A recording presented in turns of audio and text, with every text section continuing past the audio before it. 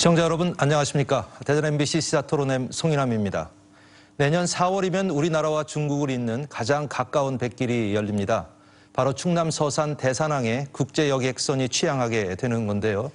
오늘 대전 MBC 시사토론회에서는 6호 천만 시대를 앞두고 국제여객선 취항과 연계해서 중국 관광객을 어떻게 유치할 것인지 이야기 나눠보도록 하겠습니다. 그럼 먼저 함께 하신 네 분 소개해드리도록 하겠습니다. 이완섭 서산시장 자리하셨습니다. 예, 안녕하십니까. 충남연구원 문화관광디자인연구부 김경태 부장 참석하셨습니다. 안녕하십니까. 한국항만경제학회 박창호 부회장 나와주셨습니다. 네, 안녕하세요. 선문대학교 국제레저관광학과 안용주 교수 함께하셨습니다. 안녕하십니까. 네, 본격적인 토론에 들어가기 앞서서 문은선 기자가 정리한 내용 함께 보시고 토론 이어가도록 하겠습니다. 서산 대산항과 중국 산동성 룽행항 사이 국제여객선이 내년 4월 첫 취항합니다. 지난 2010년 한중 해운회담에서 항로 개설을 합의한 지 7년 만에 새로운 백길이 열리는 겁니다. 대산항에서 중국 룽행항까지는 339km, 중국을 잇는 바닷길로는 국내 최단거리이자 충청권 최초의 국제여객 항로입니다. 여객선 첫 취항을 앞두고 여객터미널에는 시설물들이 속속 들어서고 있고 주변 상인들의 기대감도 높습니다. 국제여객선 취항을 앞두고 지역 내 소상공인들이 많은 기대를 하고 있습니다. 중국인 관광객들이 서산을 많이 찾아서 음식업, 숙박업 등이 활성화가 되며 지역 경제에 큰 도움이 될 것으로 예상이 됩니다. 이제는 가까운 곳에서 중국 여행을 갈 수 있다는 생각이 너무 기대되고 비행기 안에서 지루하게 있는 게 아니라 배를 타고 바다를 보면서 관광을 즐길 수 있다니까 너무 좋을 것 같아요. 국제여객선은 당초 논의됐던 쾌속선에서 카페리오로 바뀌었습니다. 운항 시간은 6시간에서 9시간으로 늘었지만 운항 비용이 저렴하고 기상 악화에도 안정적인 운항이 가능한 점이 고려됐습니다. 카페리오는 25,000톤급 규모로 일주일에 3차례 서산과 중국을 오가며 천여 명의 승객과 화물을 실어 나를 예정입니다. 특히 충남으로 중국 관광객 유입이 크게 늘 것으로 예상돼 서산시와 충청남도가 관광 전략을 새로 짜느라 분주합니다. 이런 기회가 우리 충남한테는 호기다라고 생각하면서 충남만의 관광 상품을 만들어서 중국에 판매해서 적극적으로 중국 관광객을 충남으로 유치하려고 하는 전략을 저희들이 추진하고 있습니다. 서산 대산항은 이미 전국 30개 무역항 가운데 6번째로 물동량이 큰 서해 중부권 물류 거점 항구입니다. 물류에 이어 관광 중심을 꿈꾸는 서산. 서해안 시대 제2막을 위해 관광 인프라 구축이 어느 때보다 급해졌습니다. 네, 이제 서산 대산항이 특히 이제 중국 관광객들에게는 우리나라에 들어오는 이제 관문이 되는 셈 아니겠습니까? 그동안에는 뭐 이제 비행기로 물론 많이 오기는 하지만요. 그래서 먼저 안 교수님께 질문 드리면 우리나라 외국인 관광객의 현황부터 좀 한번 짚어봤으면 하는데. 알겠습니다. 예. 우리나라 외국인 관광객의 전반적인 그 현황을 살펴보면은 2014년에 1,400만 명 정도가 그 내한을 했고요. 이 증가세를 가면은 2015, 2016년에는 뭐 거의 2천만 명을 바라볼 수 있는 그 시기가 올 거라고 생각을 했습니다만은 2015년에 뜻하지 않은 메르스 영향 그리고 2016년에는 사드로 인한 그 중국인 관광객의 좀 감소가 보이면서 좀 연착륙하는 모양새입니다. 네. 예. 그런데 이제 그 지역별로도 이제 중국 관광객들이 많이 들어와서 방문하는 지역별로도 굉장히 어떤 차이가 좀 있지 않습니까? 우리가 흔히 볼 때 제주도에 많이 가는 것 같은데 지역별로는 어떻게 분포되어 있죠? 아무래도 중국 뭐 일반적인 모든 그 방한 외국인들이 가장 선호하는 곳이 서울 그리고 제주도로 좀 집중되고 있는 부분이 많이 있습니다. 네네. 그 부분에 있어서 저희들이 뭐 어떻게든 지역으로 이걸 분산하기 위해서 많은 노력을 하고 있고 네. 지역 그 광역시 또는 시군에서도 그 관광객을 지역으로 분산시키기 위해서 많은 노력을 하고 있습니다만은 아무래도 그 교통이나 또 사회 SOC 같은 부분들이 서울과 제주도로 잘 발달이 돼 있고 그다음에 관광객들이 가장 그 많이 요구하는 부분에 그 교통 인프라가 비행기라거나 아니면은 지하철이라거나 KTX라거나 이런 교통 인프라에 있어서 서울과 지역이 너무 큰 차이가 있기 때문에 이 부분에 좀 지역의 한계성이 있다고 볼 수밖에 없는 상황입니다. 예, 뭐 전체적으로 봤을 때 충남이 차지하는 비중은 굉장히 적겠네요. 그럼요. 외국인 관광객이 제가 알기로는 충남에는 1% 미만이지 않은가 이런 생각을 하고 있습니다. 예. 우리 시장님께 여쭤보면 지금 말씀 좀 해주시긴 했지만 이 외국에서 관광객들이 많이 오면 대부분 서울이나 제주도로 가고 우리 충남은 뭐 1% 정도밖에 안 된다고 하는데 예. 뭐 이유가 뭐 여러 가지가 있을 텐데 시장님 예. 생각은 어떻습니까? 충남이 한 1.3% 정도 되는 걸로 저도 수치로 알고 있어서 네. 상당히 낮은 수준이죠. 네.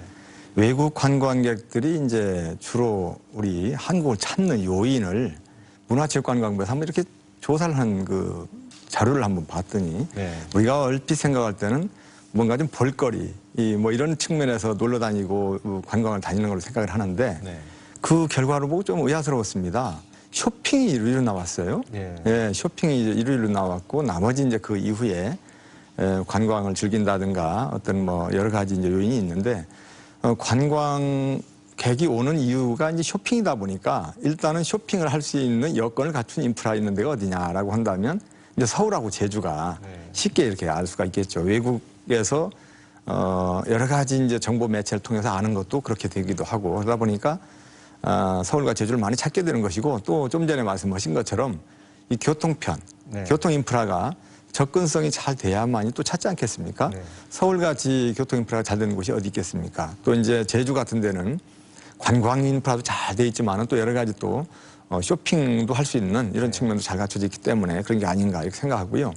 쇼핑이라든가 숙박이라든가 이런 관광 인프라가 풍부하고 여러 가지 여건 인프라가 잘 갖춰져 있기 때문에 그렇게 선호도가 높은 것 같습니다. 네. 그래서 앞으로 관광객을 많이 유치하기 위해서는 그런 인프라 구축 이런 부분들이 선결 문제로 대두되고 있기 때문에 그런 부분을 먼저 이렇게 잘 닦아나가야 되지 않나 이렇게 생각을 하거든요. 대개 이제 그동안에 외국 관광객들의 머릿속에 들어있는 이 인식 이런 부분도 좀 넓혀나가는 거. 거기 서울과 제주만이 아니고 이런 곳도 있다. 네. 이런 것들을 잘 빨리 알리고 홍보하는 이런 노력이 네. 필요하다고 하겠습니다. 예, 알겠습니다. 김 박사님께서는. 네. 일단 그 관광객들이 목적지를 찾는데 가장 먼저 되는 거는 그쪽 지역을 아는 거거든요. 그러니까 네. 인식이 되어 있어야 찾는데 서울과 제주도를 가장 많이 찾을 수밖에 없는 게 이게 방송 매체라든가 어떤 매체를 통해서 가장 먼저 인식된 곳이 서울하고 제주도입니다. 예. 제주도는 월드컵 경기 때부터 그 중국 경기가 제주도에서 하면서 중국에 이제 제주도가 방영되고 그쪽에서 많이 인식이 됐고요. 서울은 당연히 드라마 때문에 많이 인식이 됐고요. 그리고 선호품목 저 시장님께서 잠깐 얘기해 주셨는데 1번이 쇼핑, 2번이 자연 경관 감상입니다. 예. 그러면 이제 쇼핑은 서울, 자연 경관 감상은 제주 뭐 이렇게 되는 형태죠. 예. 예. 뭐 지금까지 이제 외국인 관광객이 이렇게 집중되는 그 이유에 대한 얘기를 잠시 나눴는데 안 교수님께 다시 한번 질문드리면 외국인 관광객이 우리나라에 와서 보통 체류하는 동안에 사실 돈을 좀 많이 써줘야 되는 거 아니겠습니까? 근데 어느 정도 쓰고 있죠 지금요 평균적으로? 평균적으로 뭐 그 1인당 계산을 한다고 하면은 약 그 1,600불 정도가 소요된다고 생각을 여기 조사에 나오고 있습니다만은 중국인 관광객 같은 경우는 2,000불 1인당 그 소비하는 네. 액수가 2,000불을 넘을 정도로 아무래도 그 요커들의 예. 그 소비가 가장 크다고 볼 수가 있습니다. 예. 2,000불 정도 쓰면 하여튼 다른 국가에서 오시는 분들보다는 훨씬 더 많이 쓰는 그렇죠. 거죠? 아무래도 다른 국가에서 오는 경우에는 뭐 싱가포르라든가 말레이시아 같은 경우도 상당히 많이 늘고 있습니다만은 그래도 역시 요커들의 쓰임새를 따라갈 만큼은 못 된다고 볼 수 있고요. 그다음에 그 외국인 관광객의 지출 현황을 조사한 거를 보면은 그 메르스로 인해 갖고 요커들의 그 내한이 조금 줄었습니다만 그렇다고 하더라도 2015년도 전국적으로 10조 4천억이라고 하는 그 외국인 관광객들에 의한 지출이 있었고요. 이 중에서 중국인들에 의한 중국인 관광객들에 의한 지출이 5조 6천억 정도로 조사되고 있습니다. 예. 근데 충남으로 좀 국한돼서 좀 보면 이 충남으로 오는 외국인 관광객은 주로 어디를 좀 찾아가고 또 어느 정도 머무는지 궁금한데요. 우리 김 박사님께서 말씀하실까요? 일단 공식적으로 충남도에서 더 공식적으로 인정하는 통계는 국가통계밖에 없습니다. 네. 그러면 국가통계에서 보면 충남도로 유입되는 거는 조금 전에 말씀드렸지만 2013년도 그러니까 2014년 통계에 보면 0.9%, 예. 2015년 통계 보면 1.3%입니다. 예. 그중에 대부분이 중국 관광객이죠. 근데 중국 관광객 전체에 보면 충남에 오는 비율도 1.3%가 됩니다. 예. 그리고 얼마를 머문다. 이건 전체적인 머무는 일수를 포함 6.4일 정도 됩니다. 중국인들이. 예. 대부분의 이제 외국인 평균 체제율이 한 6.6일 정도입니다. 그 중에서 중국인은 한 6.4일 되는데 충남은 이렇게 얼마나 머무느냐 이런 공식 통계는 없지만 네. 보통 이틀 2.2일 정도를 생각하고 있고 주요 머무는 곳은 천안, 아산 그리고 태안 아쉽게도 서산은 빠져 있습니다. 보령 이렇게 많이 머물고 금산도 조금 늘어나는 추세이기도 합니다. 예. 앞으로 서산이 좀 서산에 많이 머물도록 노력을 좀 많이 하셔야 될 것 같아요. 예, 시장님께서. 그렇습니다. 예. 사실 뭐 이 시장에 나오셨습니다만은 이 프란치스코 교황님께서 해미읍성 방문하신 이후에 이 지역이 또 많이 알려져서 외국인 관광객뿐만 아니라 내국인 관광객도 많이 늘은 걸로 알고 있는데 어떻습니까? 예, 많이 늘고 있고요. 충남의 전체적으로 관광객이 저조한 이유는 아주 간단합니다. 일단 우리가 어디를 가려고 한다고 한다면 교통편을 생각할 수밖에 없거든요.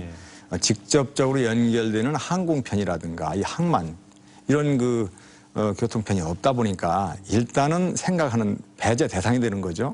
그런 측면에서 충청권이 상당히 관광의 어떤 사각지대로 남을 수밖에 없었다 이런 생각을 먼저 하고요. 그런 차원에서 볼 때 오늘 주제와도 관련되는 내년 4월 예정되어 있는 국제역선 취항 서산에서 중국 용안항까지의 100길 열리는 것은 정말 아주 고무적인 일이죠. 그래서 상당히 관광객을 유치하고 또 물류의 이런 화물 유치 등등으로 해서 지역 경제를 활성화시키면서 더불어서 관광객들이 많이 발길을 찾게 할 수 있는 아주 주요한 요건이 되고 아주 청신호다 이런 말씀을 드리고요. 교황님께서 왔다 가시고 난 뒤에 해미읍성만 하더라도 상당히 한 30% 정도는 늘었습니다. 그리고 많이 알려졌기 때문에 아까 김경태 부장 말씀하신 것처럼 우리가 어디를 가고자 한다라고 한다면 그곳에 대한 정보가 있어야 되지 않겠습니까? 이미 알려져야 있어야 되고 하는 여러 가지 미리 알려지고 알리는 노력들 이런 것들이 버무려져 가지고 인식이 되는 거거든요. 그런 측면에서 앞으로 이 충남의 많은 관광객을 유치하기 위해서는 홍보도 상당히 필요하고 먼저 말씀드렸던 이런 교통편의 인프라 구축 이런 것들은 아주 기본적인 사항이 되겠습니다. 시장님께서 말씀하시기에 이제 교통편의 인프라 구축이 굉장히 중요하다. 상식적으로 생각해도 뭐 교통 접근성이 높아야지 관광객들이 많이 올 것 같은데요. 우리 박 교수님께 질문드리면 그럼 기존에 이제 비행기를 타고 오셨던 분들이 사실은 배를 좀 타시고 와야지 되는 거 아니겠습니까? 이 대산항으로 오려면요. 근데 그렇게 어떤 교통의 그런 방법을 쉽게 이렇게 변경시킬 수 있을까요? 어떨까요? 카페리의 장점은 그 밤바다를 즐길 수 있다라고 하는 특이한 분야가 있습니다. 비행기가 이제 흉내 낼 수 없는 부분이죠. 그리고 이제 패스트푸드에 슬로우 푸드가 있듯이 그 여행도 이제 슬로우를 즐기는 사람들이 있습니다. 어차피 저녁에 출발해서 아침에 도착하기 때문에 그 밤 동안은 이제 쉬는 시간인데 그 밤 시간을 이제 밤바다를 즐기면서 또 다른 프로그램을 즐길 수 있다는 것은 카페리의 크다란 장점입니다. 그리고 이제 특히 이제 중부 이남 쪽에 이제 여객들은 인천이나 이제 평택으로 가려고 그러면 이제 상당히 또 접근성이 좋지 않기 때문에 그런 승객들은 아무래도 서산 대산항이 가장 가장 곳이라고 생각할 수 있겠습니다. 여러 가지 장점에 대한 말씀도 해주셨는데 어떻게 보십니까? 일단 카페리라는 부분은 배를 타는 순간부터 관광이 시작된다고 생각하시면 될 것 같습니다. 그러니까 항공을 이용하는 분들은 빠른 시간에 그 목적지를 가서 그 목적지를 구경하는 게 관광의 주 목적이라 행태고 목적이라 그러면 카페리를 이용하시는 분들은 해양에서의 관광을 즐기면서 타는 순간부터 관광을 시작하시는 거죠. 그래서 다양한 거기에다 또 카페리 또 장점은 또 다양한 또 물건을 많이 실을 수 있는 장점도 있기 예, 때문에 이런 장단점 분명히 있지만 카페리에도 장점이 있다고 생각합니다. 예. 그리고 뭐 아까 우리 박 교수님 말씀하셨지만 또 시간도 굉장히 또 중요하지 않겠습니까? 근데 우리 카페리도 있고 이제 쾌속선도 있는데 네. 이 서산 대산항은 쾌속선이 아니라 지금 카페리가 취항을 그렇죠. 한다는 네. 거죠. 카페리는 좀 시간이 좀 더 많이 이 쾌속선보다는 많이 걸리지 않겠어요? 어떻게 보십니까? 이제 그 단축되는 시간이라는 게 네. 그 선박을 이용할 때는 이제 그 이용객의 이제 그 선호도에 따라서 네. 이제 저녁에 볼일 다 보고 이제 자고 나서 아침에 도착해서 이제 또 볼일을 보는 네. 그런 타이밍에서 이제 쾌속선과 이제 카페리는 큰 차이가 없다고 봐야 되겠습니다. 네. 이제 일본 그 하카다와 그러니까 4시간, 5시간 차이 나는 게 별 의미가 없다는 말씀이신 그렇습니다. 거죠? 그런데 이제 네. 그 장소마다 다른데 네.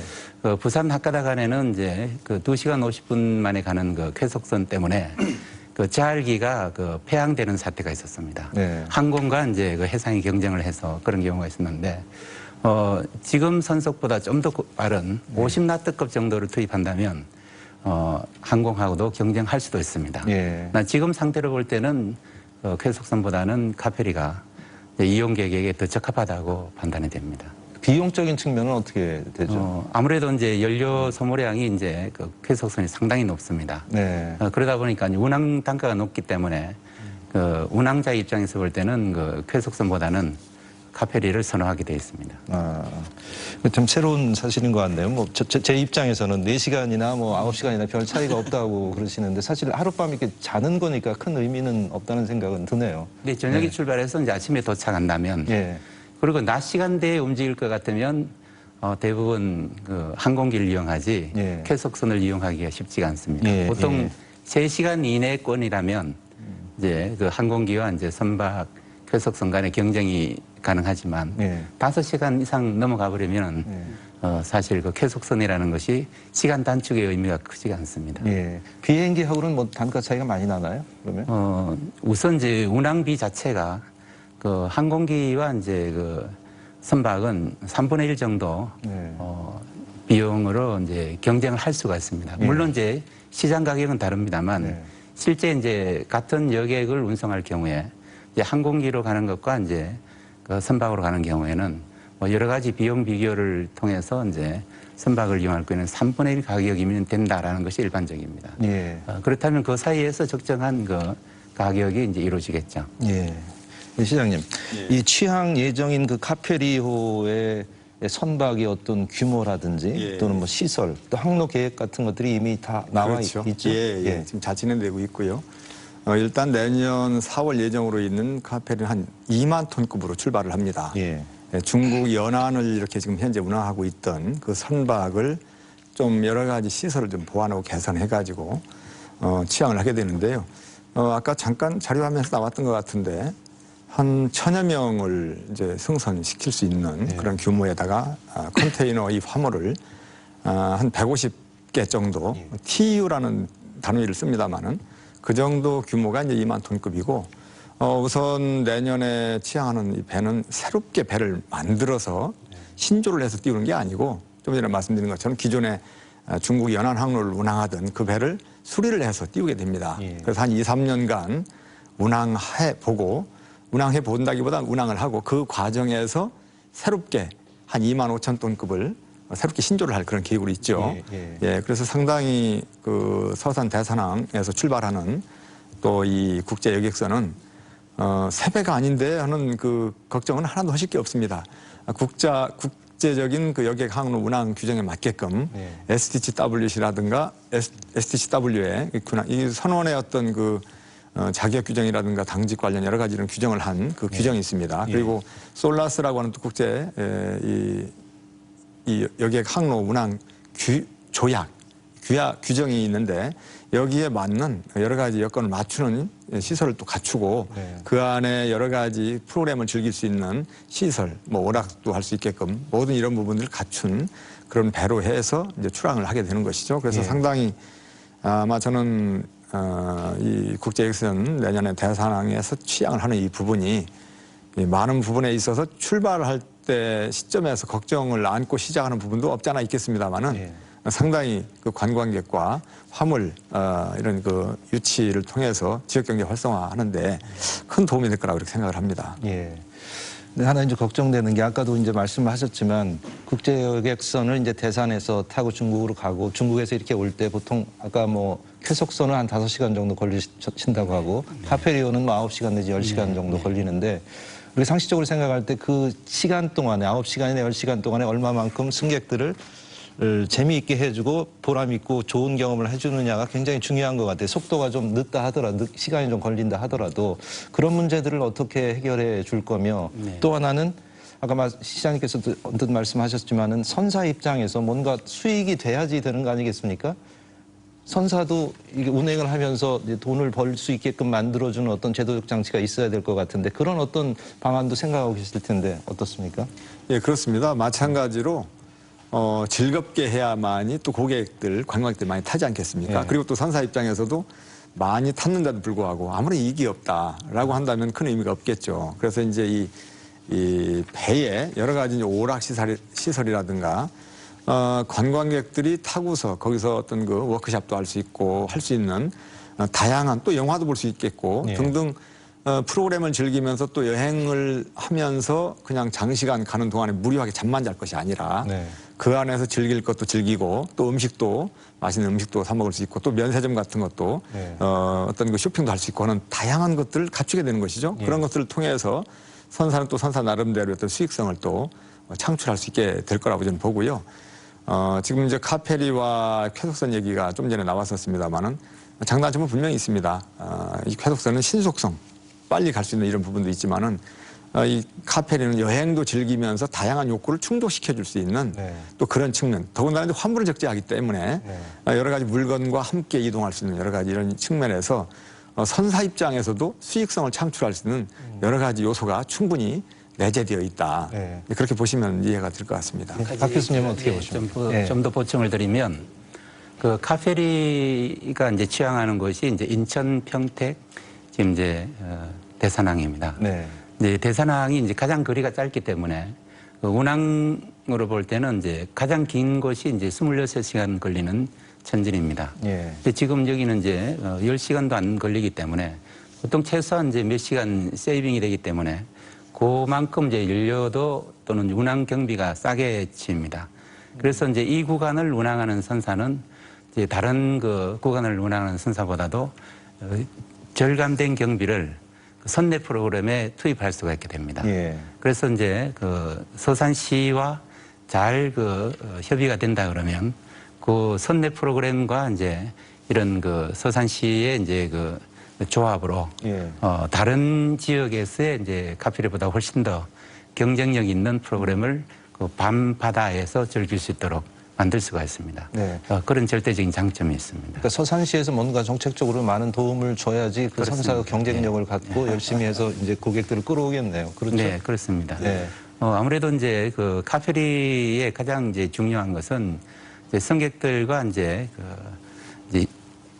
그 배를 예. 이제 승선할 때 이제 숙박이라든지 또 이제 음식이라든지 이런 여러 가지는 전부 다 이제 서산시 쪽에서 이제 보통 선식을 싣거나 또 예. 선정품을 수급받고 그리고 중국 쪽은 또 이제 상대 쪽에서 받는데 예. 그런 것에서 서산시가 이제 충분히 선박이 제공해 줄 수 있는 음식과 그런 그 편의가 있습니다. 네. 그런 부분을 이제 서로 잘 협의가 된다 그러면 프로그램도 좋고 이제 안에서 먹는 음식이라든지 이런 면에서 상당히 강점이 있을 수가 있습니다. 예. 또 한편으로 또 우려되는 점도 없지 않아 있는데요. 그 우려되는 점 중에 하나가 소위 말해서 보따리상 얘기도 좀 나오는 것 같아요. 예, 사실 뭐 소규모 이제 영세하신 분들이 중국을 오가면서 이제 모욕을 하게 되는데 혹시 이 대산항이 이런 보따리상들이 주로 오가는 그런 창구가 되지 않을까 이런 걱정도 된다고 하는데 그 부분에 대해서 뭐 의견 있으시면 말씀해 주시죠. 네. 일단 소상공인 같은 경우도 고객은 네. 고객입니다. 네. 저는 기본적으로 그분들도 우리가 맞아야 되는 고객이고 그리고 주요 그 물품의 이동에 있어서 그분들이 어느 정도의 역할을 하고 있습니다. 무조건 나쁘게 볼 건 아닌 것 같고요. 네, 네. 그리고 다른 지역, 그러니까 평택이나 다른 지역의 예를 보면 초기에는 그런 소상공인들이 많이 이용을 합니다. 네. 아무래도 어떤 CIQ나 이런 부분에서 조금 여유가 있게 하기 때문에 처음엔 조금 CIQ가 뭐죠? 이게 세관하고 출입국하고 검역 이걸 예. 이제 이런 부분에 대해서 그런 부분에 초기 부분이 있기 때문에 네. 처음에는 많이 이용을 많이 하시는데 그게 점점 이제 여객 관련해서는 그분들보다 순수 관광객들이 늘어나는 게 또 다른 지역에 보면 그렇게 운영되기 때문에 네. 그 부분은 그렇게 문제되는 이런 부분이 아니라 그분들을 또 잘 접대해서 어떤 면에서는 그분들을 충남에서는 유치해야 되는 입장이기도 합니다. 네. 좀 제 질문이 좀 잘못된 거군요. 예, 사실은. 저도 예, 말씀에 말씀하시죠. 동감입니다. 예, 이 보따리상이라고 이제 하는 이게 이제 사실 카페리의 가장 첫 번째 고객이었습니다. 네. 그리고 이제 그 보따리상이 무엇을 가져가느냐에 따라서 그 지역 상품이 중국에 이제 가는 가장 중요한 경로입니다. 예. 그래서 이 보따리상들이 이제 가장 선호하는 항구는 좀 전에 얘기했던 CIQ, 그 통관이 쉬운 곳을 찾고 네. 있습니다. 네. 그래서 산동반도 같은 경우는 이제 청도가 이제 통관이 어렵기 때문에 네. 쉬운 항로를 택하고 있습니다. 그리고 이제 그 요동반도도 마찬가지인데 대련이 전 중국에서 가장 엄격한 세관 중에 하나입니다. 네. 그러다 보니까 이제 거기에는 이제 보따리상들이 거의 없습니다. 만약에 이제 우리 그 대산항에 이런 그 카페리가 온다 그러면 지역 상품을 특화해서 그것을 보따리상들이 활용할 수만 있다면 굉장한 그 대중국 어떻게 보면 이제 소무역상에 의한 교역이 활성화될 수 있는 장점이 있습니다. 예. 그 부분은 정말 시 차원에서도 그런 분들에게 설명회를 한다든지 또는 이제 적극적으로 이제 지역 상품을 홍보하는 이런 기회를 갖는 게 좋을 것 이제 같습니다. 오히려 잘 활용을 해야 된다는 그렇습니다. 의견이신데요. 네. 시장님 예, 아주 좋은 말씀을 해주셨는데요. 네. 지금 내년에 이제 그 대산항 국제역선 치안과 관련해서 많은 분들이 우려하고 있는 부분 중에 하나가 네. 그 열심히 노력을 하고 국비를 들여서 백기를 열었는데 보따리 상들을 위한 백길이 아니냐. 그런 그 보따리 상들만 오고 가고 하면 지역 경제에 무슨 도움이 되겠느냐. 예. 이런 우려를 하는 분들이 상당히 많습니다. 예, 예. 물론 그 우려가 전혀 잘못된 건 아니죠. 그러나 지금 여러분들이 말씀해 주신 것처럼 그 부정적인 이런 그 측면만 있는 게 아니라 그분들이 많이 왔다 갔다 하면서 홍보맨 역할을 또 합니다. 네. 그분들이 우리 들락날락 하면서 야 거기 가보니까 이렇더라 저렇더라 하면서 또 금방 우리 교수님 말씀하신 것처럼 우리 서산이 자랑할 수 있는 이런 부분들을 그분들을 통해서 알려주고 홍보가 되는 역할이 크거든요. 예. 그래서 저는 보따리상들을 배척할 수 있는 배척해야 될 대상이 아니라 그분들도 엄연한 고객으로 네. 잘 유치도 하고 좋은 이미지를 그 사람들로부터 전파가 될 수 있도록 우리가 그걸 잘 활용하는 부분이 필요하다는 생각을 합니다. 네. 그래서 저는 이 보따리상에 대해서 우려 섞인 부분도 물론 필요하지만 그분들을 잘 활용하고 홍보맨으로 활용하고 또 그 보따리상들을 통해서 순수 관광객들로 연결되어질 수 있도록 하는 노력들 예. 이런 부분이 매우 필요하다고 생각하고요. 예. 우리보다 앞서서 백기를 열었던 인천이나 평택이나 많은 군산이나 이런 항구들도 전부 다 보따리상들로부터 출발하고 그분들로부터 활성화됐습니다. 네. 그리고 시간이 지나면서 보따리상들은 필연적으로 줄어듭니다. 또 여러 가지 이런 그 경험과 지금 운영해오는 여러 가지 맥락이 있기 때문에 예. 그런 부분들을 우리 서산에서도 잘 보고 배우고 이렇게 활용을 하면서 긍정적인 측면을 보다 많이 우리 쪽에 유익하게 활용이 될 수 있도록 예. 또 도움이 될 수 있도록 그렇게 해야 된다고 생각하고 예. 그런 방향에서 여러 가지 방안을 모색하고 있습니다. 예. 예. 알겠습니다. 안 교수님 생각은 어떠십니까? 예. 저도 긍정적인 부분이 더 많다는 거는 인정을 합니다. 네. 다만 이제 조금 보는 관점을 달리 해야지 될 필요가 있는 부분도 있다는 게 물론 다른 그 평택이나 인천항하고 경쟁해야지 되는 입장에 있다는 부분도 틀림없이 있지만은 죄송합니다. 저는 이 그 고속정에서 페리로 바뀐 거에 대한 그 긍정적인 부분은 가장 큰 것이 항로의 지속성에 있다고 생각을 합니다. 예. 왜냐하면은 군산항 같은 경우도 그 용현항하고 항로를 개설을 했다가 수지가 안 맞아서 폐쇄를 한 역사가 있거든요. 네. 그렇다면은 사실은 대산항이라고 하는 것은 충남 전체로 봤을 때는 첫 번째 국제 항로가 됩니다. 그렇죠. 비행기길이 아직 열리지 않았기 때문에 그렇다고 하면은 서산에서 그 국제 항로가 하나 열린다고 하는 것은 서산만의 일이 아니고 충남 15개 시군의 모두의 일이거든요. 그렇다고 하면 이 부분에 있어서 이 항로가 오랫동안 지속되어야지 결국은 교류가 이루어지고 교류가 바로 관광으로 이루어지는 거기 때문에 저는 이 지속성을 위해서도 페리오로 그 선종을 바꾼 거는 잘한 일이라고 생각을 합니다. 다만 이제 조금 걱정되는 부분은 아까 말씀하신 보따리상뿐만 아니라 대산항이라고 하는 부분이 원래 여객선 부두를 위해서 만들어진 목적이 아니고 거기에는 아무래도 그 유류 그 화학단지를 그 위에서 건조된 항구이기 때문에 그거에 대한 안전성에 대해서 좀 걱정을 하는 분들이 있습니다. 이 부분에 있어서는 우리 시장님께서 그 여객들의 그 안전을 얼마만큼 최우선에서 잘 그 보호할 것인가라는 부분에 대한 좀 생각을 가지셔야 되지 않을까 이런 생각을 합니다. 질문을 지금 해주신 거죠? 예. 아주 좋은 말씀 감사드리고요. 아주 지당하신 말씀입니다. 우리가 가장 최우선으로 해야 될 것이 저는 안전이라고 생각을 합니다. 비단 백길만이 아니고 우리가 어떤 그 건설을 하든 건축을 하든 우리가 어떤 그 필요한 인프라를 구축하는 데 있어서 구축할 당시부터 그 안전에 최선을 다해야 되고 그 안전을 담보로 해서 모든 게 이루어져야 된다고 생각을 합니다. 특히 해상 사고 이런 부분들에 대해서 여러 가지 그 우려 섞인 그런 부분들도 있을 수 있지 않습니까?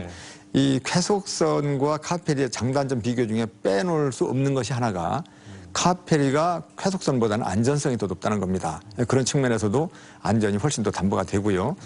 또 지금 현재 대산항은 수심도 깊습니다. 지금 현재 31선석이 있는데 국가 선석 한 4선석하고 민간 사설 부두가 27선석이 있습니다. 여러 가지 이런 그 컨테이너의 어떤 화물이 주로 이용되는 그런 그 부두입니다만은 이번에 내년에 취항하는 이런 국제여객선 취항과 관련해서 부두가 지금 건설이 돼 있고 앞으로도 16선석을 추가로 또 조성할 그런 계획으로 있습니다. 모두가 한 47선석이 되는데 이 서산 대산항은 여러 가지 여건이 수심도 깊을 뿐만 아니라 크루즈 얘기도 아까 좀 나왔었습니다만은 크루즈가 한 5만 톤에서 한 7만 톤 중형급쯤 되는 이런 크루즈까지도 충분히 접안이 가능하고 활용이 가능한 그런 항만이기 때문에 안전성 부분은 가장 기본적인 모토로 삼아서 잘 운영이 될 수 있도록 하는 부분에 대해서 시에서도 물론 당연히 최선을 다해서 잘 챙겨나가겠다는 말씀을 드리고요. 어쨌든 저는 내년에 이 열리는 이 백길이 서산을 넘어서서 충남 더 나아가서는 대한민국의 경제 발전을 도모하는데 큰 이익을 담당하고 또 이 대한민국을 정말 알리는 그런 아주 큰 항구의 규모는 작지만 그러나 그 역할과 기능은 아주 방대한 그런 그 항구가 되기를 소망하고 그렇게 될 수 있도록 함께 노력을 해야 된다고 생각을 합니다. 안전성에 대한 말씀은 굉장히 의미 있게 좀 받아들여야 될 문제인 것 같은데요. 또 하나 지금 말씀하셨지만 카페리가 이제 내년에 취항을 하는 거고 아까 크루즈 말씀을 하셨는데 이제 앞으로 대세는 또 크루즈 아니겠습니까? 관광의 대세는 해양 관광의 대세는 크루즈인데 크루즈에 대한 어떤 취향 계획도 구체적으로 좀 갖고 계신 겁니까? 어떻습니까? 지금 우리 한국 정부 해양수산부가 이 크루즈 산업에 대해서 상당히 가치를 높게 두고 있습니다. 그래서 이 크루즈 산업이야말로 신해양 산업, 신성장 동력이다. 이런 그 모토를 가지고 그런 그 인식하에 이 어떤 그 여러 가지 정책을 펼쳐나가고 있다고 제가 알고 있고요. 이 제1차 크루즈 산업 육성 기본 계획을 발표를 했습니다. 금년 9월 29일이든가요. 제가 그렇게 기억이 되는데 그래서 이 모항 5군데를 지정을 했습니다. 부산, 인천, 그리고 여수, 또 동해와 속초 이런 곳을 모항을 5군데를 좀 지정을 했는데 아쉽게도 이 중남부권, 서해 중남부권은 빠져 있어요. 인천에서 여수 사이는 인천에서 없네요. 여수 사이가 아직 빠져 있습니다. 좀 아쉬움이 있습니다만은 반드시 근데 2020년까지 3군데를 또 추가로 지정할 그런 계획이 있습니다. 그 3군데 추가 지정할 때 우리 서산 대산항이 반드시 들어간다라고 저는 생각을 하고요. 중청권 최초의 국제 무역항이고 관문인 이곳이 저는 가장 적지다. 그런 생각을 하면서 그렇게 되리라고 믿고 또 그렇게 되도록 노력을 할 그런 계획이 있습니다. 예. 다른 분들 의견 있으시면 주시죠. 네. 크루즈 같은 경우는 좀 모항항이 있고 기항항이 있고 거점항 이렇게 구분이 돼서 하는데 네. 지금 충청권, 그러니까 충남권에서 하려는 건 아마 기항항 정도 될 것 같습니다. 모항항은 뭐 자체적으로 할 게 능력이 안 되니까 아마 네. 기항항 정도 될 것 같은데 기항항도 어느 정도 요건은 갖춰야 됩니다. 좀 전에 말씀했던 뭐 상업적 측면이라든가 그리고 물류 운송 측면 그리고 이용객의 선호도 측면을 좀 고려해 볼 만한데요. 먼저 CIQ라든가 편의시설이라든가 주차장 이런 걸 갖추고 있는 이제 일단 터미널이 있어야 되겠죠. 그러면 대산항 같은 경우는 이건 해결을 했습니다. 이제 가지고 있는데 그다음 문제가 그 크루즈 전용 선석을 요구를 합니다. 그러면 이제 대산항 같은 경우 이런 걸 이제 준비를 해야 될 것 같고요. 그리고 그 크루즈에서 필요한 물품이나 이런 거를 바로 올릴 수 있는 그런 시설 그리고 서비스 크루라 그러죠. 서비스 인력들 이런 좀 뭐 항만 관련 시설이 좀 필요할 것 같고 그리고 마지막으로 관광객들이 쇼핑하고 숙박하고 즐길 수 있는 시설이 주변에 있어야 됩니다. 근데 그 부분은 이제 대산 같은 경우는 지금 시작 단계이기 때문에 그런 게 좀 준비돼야지 아마 크루즈라는 부분이 되지 지금은 이제 바로는 아마 좀 힘들 것 같고요. 여기 이제 시작 단계니까 하나씩 이제 준비는 해야 될 것 같습니다. 일반적으로 우리가 생각하면 크루즈라고 하면 굉장히 큰 배를 생각하잖아요. 근데 대산항에 그렇게 큰 배가 들어올 수 없으니까 이제 모항이다, 기항이다 이런 말씀을 하시는 거죠? 아, 그런 것도 있고요. 지금 물론 수심도 중요합니다. 근데 대산항 같은 경우는 기본 수심은 확보를 하고 있습니다. 지금 시장님께서 말씀하신 5만 톤에서 7만 톤 정도가 입항은 할 수 있습니다. 근데 그 부분에도 조금 더 필요한 게 크루즈 대형 선박 점점 국제 크루즈는 점점 커지고 있습니다. 거의 10만 톤이 대부분이 되고 있거든요. 그런 부분에서는 또 그게 맞는 또 준비도 해야 됩니다. 근데 꼭 그 깊이에 따라서 그런 사회자님께서 말씀하신 그런 기준은 아니고요. 10만 톤급이 들어올 수 있다는 거예요, 지금? 지금 못 들어옵니다. 조금 아까 시장님께서 말씀하신 5만 톤 내지 7만 톤 정도는 들어옵니다.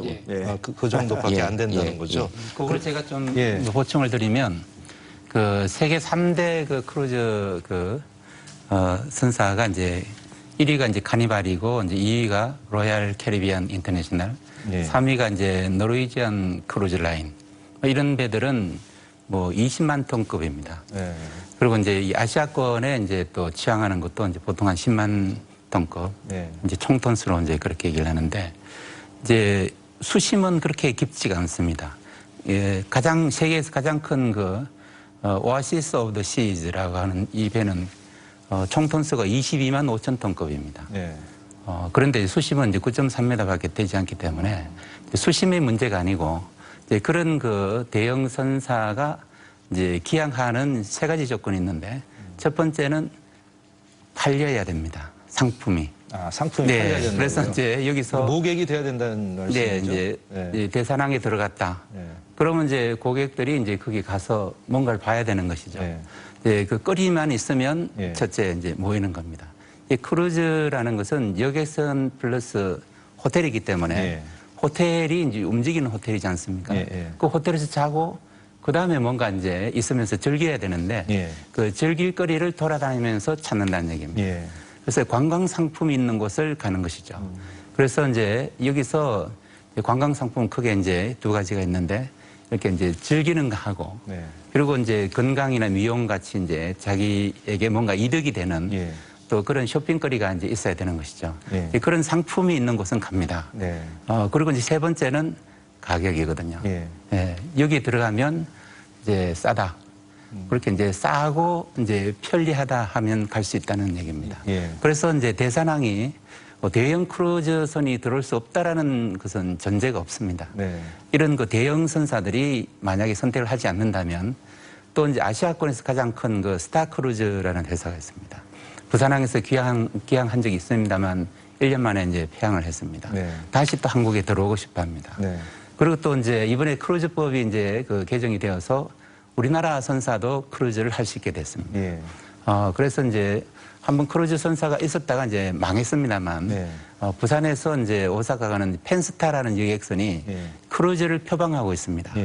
그래서 이제 여객선을 크루즈선화하는 경우도 있습니다. 그러다 보니까 그 어떤 크루즈선을 이제 유치를 할 것인가라는 분명한 목표가 설정이 되면 그 선사와 여러 가지 조건을 만들어 가지고 크루즈 시장을 확보할 수가 있습니다. 그것은 꼭 번화한 곳에만 가능한 게 아니고 팔리는 곳이면 다 될 수 있기 때문에 저는 이제 서산도 상당히 나름대로 특별한 상품을 개발한다면 그런 또 다른 하나의 그 크루즈 기항항이 될 수 있고 뭐 그 길을 그 어떤 선사가 모항으로 만약에 이제 그 유치를 펜스타 같은 이런 이제 크루즈를 하고 싶은 그런 한국 선사가 있으면 유치를 하면 되는 것입니다. 뭐 그렇게 되려면 결국에 서산 대산항이 그런 크루즈를 유치한 모항이 될 수 있는 경쟁력을 갖춰야 되는 거 아니겠습니까? 그렇죠. 관광상품. 예, 관광상품 여러 가지 인프라 얘기도 뭐 나오겠지만은 교수님께서는 어떻게 보십니까?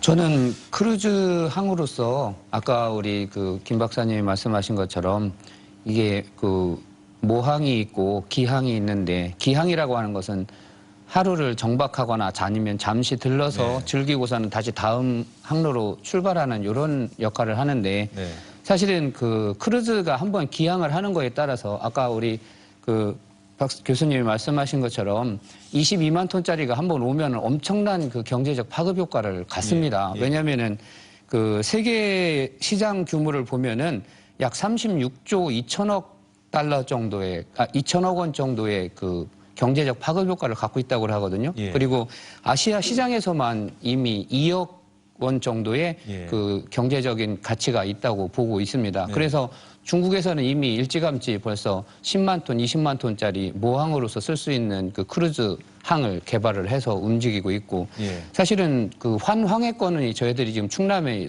그 해양 그 저기 선진국으로서 해양 그 발전을 위해 갖고서는 내걸고 있는 기치인데 환황해로 잡는다고 하면 사실은 중국, 일본, 러시아 이런 항으로 해갖고 크루즈선이 얼마든지 움직일 수 있는 그 경제적인 가치를 만들어낼 수 있는 시장 구조는 만들어져 있다고 생각을 하면 되거든요. 근데 서산에서 아까 말씀하신 것처럼 6만 톤에서 8만 톤 정도의 크루즈항이 들어온다고 하더라도 제주도만 보더라도 기항이 2017년에 잡혀 있는 게 아마 600회 가까이가 기항을 할 것으로 크루즈 선사들하고 이미 계약을 맺고 있습니다.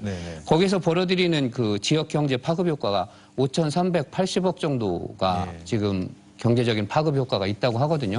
근데 다만 아까 말씀하신 것처럼 어떤 콘텐츠를 크루즈선이 기항을 했을 경우에 그 콘텐츠를 보여줄 수 있을 것인가가 가장 중요한 건데 다행히 저희들은 공주, 부여, 그다음에 익산을 연결하는 그리고 그 대산항이 또 하나 좋은 것은 산동성이 옛날에 백제 그 동명왕 시절인가요? 그 장보고가 거기에 가서 진을 만들었을 정도로 유서가 깊은 역사적인 고리가 있는 곳이기 때문에 이쪽을 통해서 다시 백제와 연결을 해서 이 그 백제 말하자면 하나의 실크로드를 만들어서 관광 콘텐츠를 개발을 한다고 한다면은 저는 대산항에서 보여줄 수 있는 그 볼거리는 충분히 있다고 생각을 하거든요.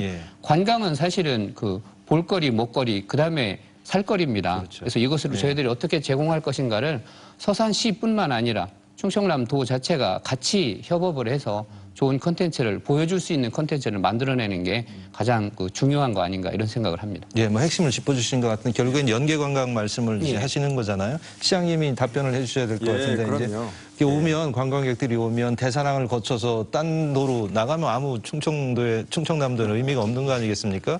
서산에도 머물고 공주에도 머물고 부여에도 머물고 이렇게 해야 되는데 그럴 만한 인프라가 과연 우리가 갖춰져 있고 그거에 맞는 준비를 현재 하고 있는지가 또 중요한데 어떻게 보십니까? 그 준비가 아주 필요하다고 저는 보고 있고요. 서산에서 이루어지는 일이라 해서 서산만의 일이 아니지 않습니까?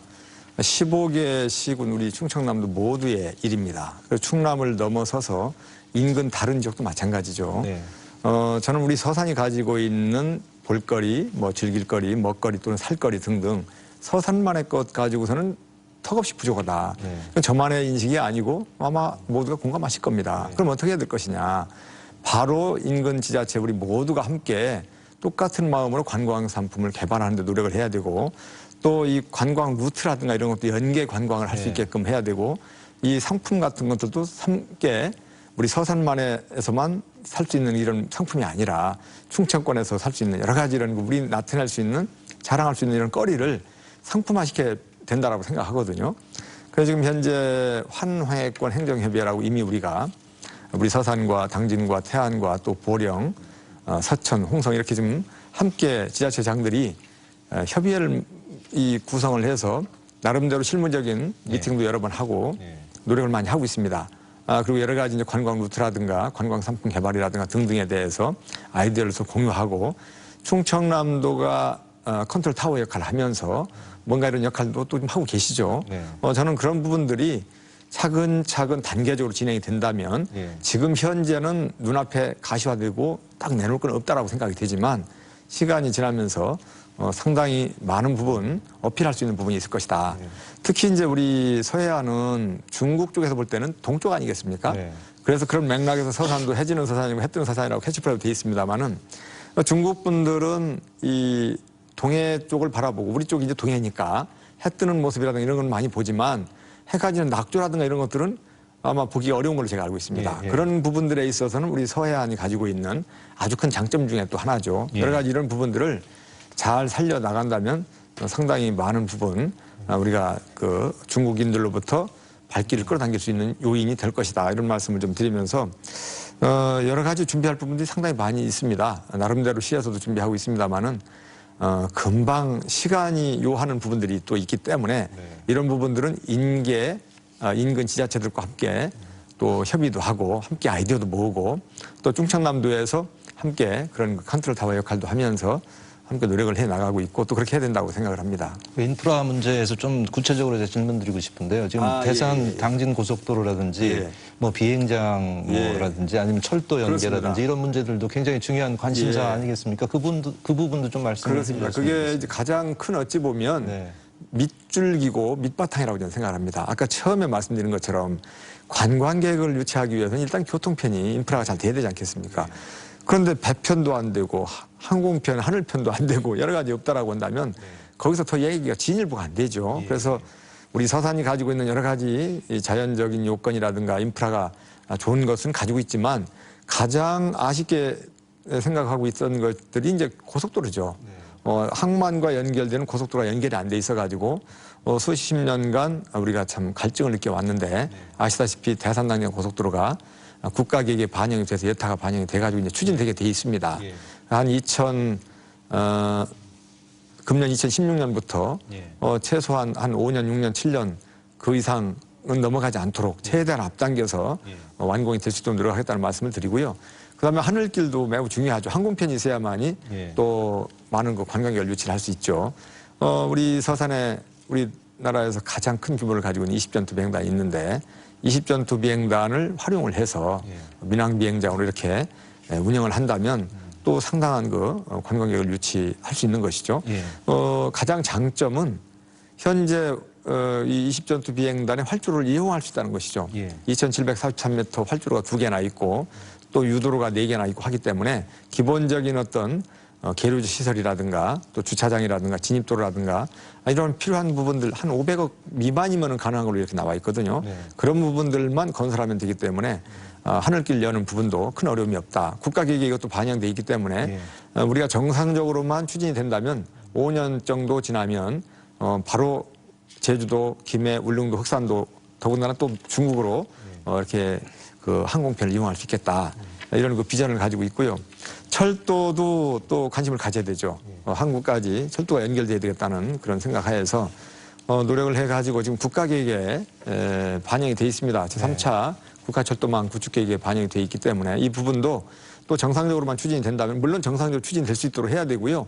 당연히 국가가 정상적으로 국가계획에 반영한 만큼 그 공기 내에 10년 계획으로 들어가 있기 때문에 그 안에는 준공이 될 수 있도록 국가에서도 관심을 가지고 힘을 쏟아야 될 거라고 생각을 합니다. 이런 부분들이 기본 인프라 갖춰준다라고 한다면 그 연결된 상에서 필요한 이런 부분들은 자연스럽게 경제 원리에 따라서도 갖춰질 거로 저는 보고 있고 또 그렇게 되도록 노력을 할 그런 계획이 있습니다. 인프라 갖추는 것도 굉장히 중요한 문제고 또 하나 제가 지적하고 싶은 것 중에 하나는 홍보도 이제 잘 해야 되는 거 아니겠습니까? 예. 근데 이제 그동안의 관광객 유치하는 홍보 스타일이 이제 현지 시찰이라고 하나요? 그 팸투어 관광 회사들 팸투어를 통해서 이제 홍보하고 이런 식으로 했는데 그것이 요즘에 청탁금지법 때문에 어려워졌기 때문에 사실 이 대산항은 그런 방식으로 해서 많은 홍보를 좀 할 필요가 있는데 그럼 대체 뭐 방안이 좀 있어야 된다는 그런 생각이 드는데 교수님 뭐 제가 먼저 말씀을 드리면은 네.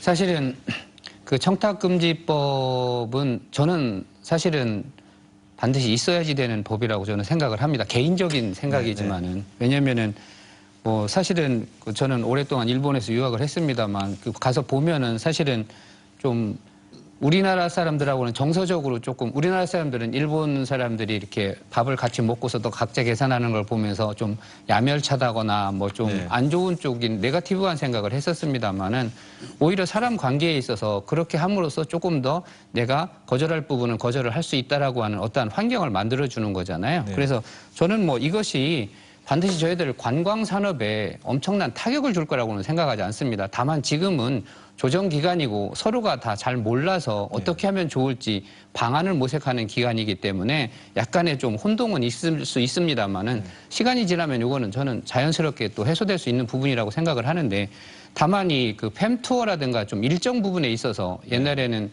뭐 언론을 그 이용하기 위해 가지고 이런 팸투어를 많이 활용을 했었습니다만은 그런 부분에 있어서 조금만 그 시각을 바꾼다고 하면은 사실은 지금은 소셜 미디어 시대이기 때문에 반드시 뭐 어떤 메인 미디어나 언론만이 그 어느 한 관광 명소를 이렇게 홍보하는데 필요한 그 루트는 아니라고 생각을 하거든요. 왜냐하면 요새는 워낙 다양한 SNS 그리고 페이스북에서는 뭐 작년부터는 사실은 그 동영상을 실시간으로 라이브 방송할 수 있을 정도의 그 콘텐츠를 제공을 하고 있습니다. 그래서 각 그 지자체 중에서 있잖아요. 몇몇 곳은 요 페이스북을 이용을 해가지고 페이스북 전담 홍보 미디어 팀이 따로 있습니다. 그 시군을 그 홍보를 하는. 그래서 그런 것처럼 좀 SNS를 활용을 해가지고 좀 더 적극적으로 저희들이 그런 뭐 그 부정청탁 금지법하고 관계없이 홍보할 수 있는 길이 있다고 생각을 하고요. 또 하나 저희들이 좀 더 생각을 해봐야지 될 것은 아까 역사적인 부분을 제가 잠깐 말씀드린 이유가 산둥성하고 그 저희들 그 백제하고는 긴 인연이 있지 않습니까? 그래서 아무래도 수학여행단들이 많이 교류할 수 있는 계기가 될 수 있지 않을까 이런 생각을 해요. 그러면은 사실은 공주, 부여, 서산을 그 관문으로 해갖고 충남 15개 시군이 같이 움직여서 학생 교류가 되면은 교류가 사실은 관광의 가장 꽃이거든요. 그래서 그런 부분에 있어 가지고 조금 그 교류 프로그램을 학생 교류 프로그램이라든가 수학여행 프로그램을 많이 개발하려고 하는 방안이 또 하나 할 수 있는 방법이고요.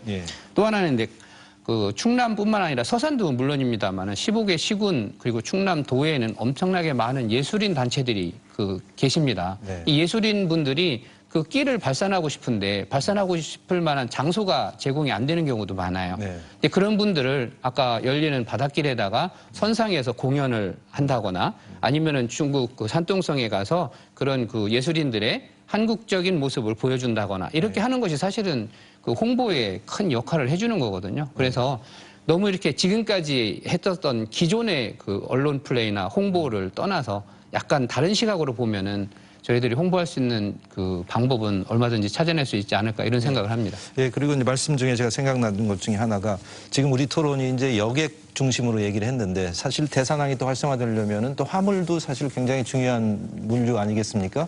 우리 교수님께서 그 어떤 좋은 생각을 말씀해 줄 수 있을 것 같은데, 그 물류를 활성화시키기 위한 방법 같은 것들이 있을 것 같은데요.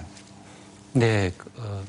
예를 들어서 뭐 계약 물류 같은 것도 굉장히 카페리 같은 경우는 그 여객만으로 이제 수익을 충분히 낼 수가 없고 또 이제 가장 또 수화물을 중심으로 하는 그 보따리상 아까 말씀드렸습니다만 그 이 보따리상에 이제 품목당 5kg, 전체 40kg라는 것은 한국에서 중국으로 가는 것하고 중국에서 한국으로 오는 가격을 비교해 보면 처음 그 카페리 항로가 개설될 때는 1대 10이었습니다. 우리가 10이라는 가격이 가면 똑같은 중량이 그때 100kg였습니다만 1이 왔거든요.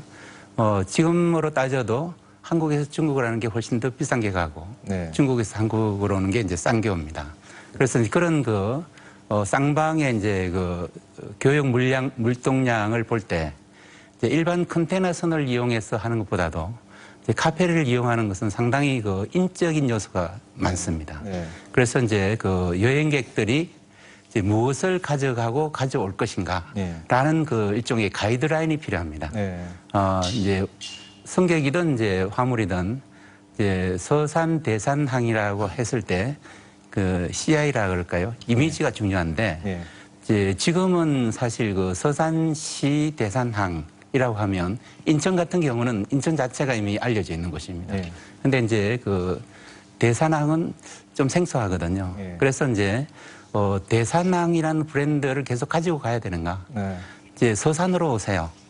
항구는 대산항입니다. 라고 할 때, 가능하면은 이런 대산항이라는 이미지를 서산이라는 이미지로 이제 바꿔줘야 되기 때문에 예. 혹시 가능하면 이런 브랜드화 예. 할 때 이제 서산항으로 바꾸는 것도 이제 상당히 바람직하다고 보고요. 예. 그리고 이제 화물 같은 경우는 그런 이미지 메이킹에 따라서 경로가 형성됩니다. 예. 화주에 대한 인식이 이제 어떻게 되는가. 이제 그런 승객이 가져오는 화물로 만족하려면 보따리상이나 여객에 대해서 그런 화물을 이제 인지시켜야 되고, 그리고 이제 기업에게는 이제 계약 물량이라 그래가지고 예. 계약 물량만큼 화물을 확보하는 방법이 있겠습니다. 예, 알겠습니다. 여러 가지 국제 여객선 취향이 앞서서 우리가 해결해야 될 문제들에 대한 논의를 좀 잘 해본 것 같습니다. 네, 이 서산 대산항이 중국 유커들을 맞는 관문으로서의 역할에 시동을 건 것 같습니다. 6년이란 긴 시간을 투자해서 얻어낸 기회입니다. 물류를 넘어 관광 허브로 기대가 큰 것도 사실입니다. 유커 1000만 명 시대, 손님 맞이 준비는 지금부터 아닌가 그런 생각을 해봅니다. 시청해주신 여러분 고맙습니다. 안녕히 계십시오.